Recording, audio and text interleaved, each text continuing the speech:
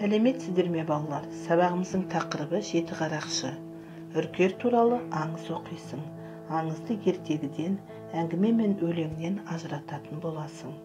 Жаңа сөздер: жеті қарақшы, большой ковш, үркер, плеяды, звездное скопление, жоғалу, исчезновение. Балалар, сендер қандай жұлдыздарды білесіңдер? Жеті қарақшы, үркер. Суретке қара, мәтін не туралы екен болжап көр. Баяғы заманда үркер деген аспан патшасының қызы болыпты. Қыздың есімі Үлпілдек екен. Үлпілдектің нұры айдалаға жарқырап тұрады екен. Үлпілдекті қан нөкерлері күзетіп жүреді. Бірде жеті қарақшы Үлпілдекті көріп, оны атып қалады. Ол Үлпілдекті ұрламақшы болып аңдиды. Bir күні оның жолы бола кетті. Сол күні Үлпілдектің қасында нөкерлері болмай қалған еді. Жеті қарақшы осы сәтті пайдаланып, оны ұрлап әкетеді.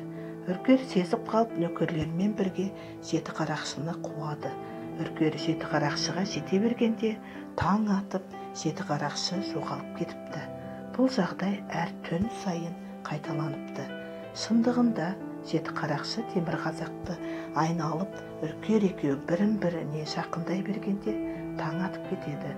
Үлпілдекті қарақшыдан құтқару үшін үркер нөкерлермен жеті қарақшыны әлі қуып жүр деген сөз осыдан қалған сияқты. Балалар, оқыған мәтін жанры қандай? Аңыз, әңгіме, ертегі, өлең. Мәтіннің жанры ертегі. Ертегі және аңызды қалай ажыратамыз? Тыңда. Ертегі толықтай ойдан құралады.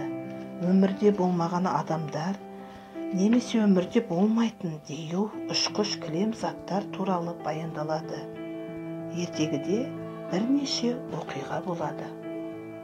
Аңыз шындыққа жақын болады. Онда өмірде болған зат, немесе адам туралы баяндалады. Аңызда бір ғана оқиға туралы айтылады. Сен білесің бе? Әдетте үркердің шай көзбен ең жарық 9 жұлдызын көруге болады. Ал ерекше жағдайда жай көзбен 14 жұлдызға дейін көрінеді. Жұлдыздар шоғыры шамамен 100 миллион жыл бұрын қалыптасқан екен.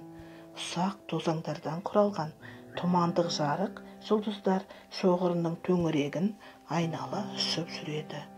Ғалымдардың айтуынша тозаңдар үркердің қалыптасқан кезінен қалған. Жеті қарақшыны таныған, жеті түнде адаспас. Мақалдың мағынасын қалай түсінесің? Ойла.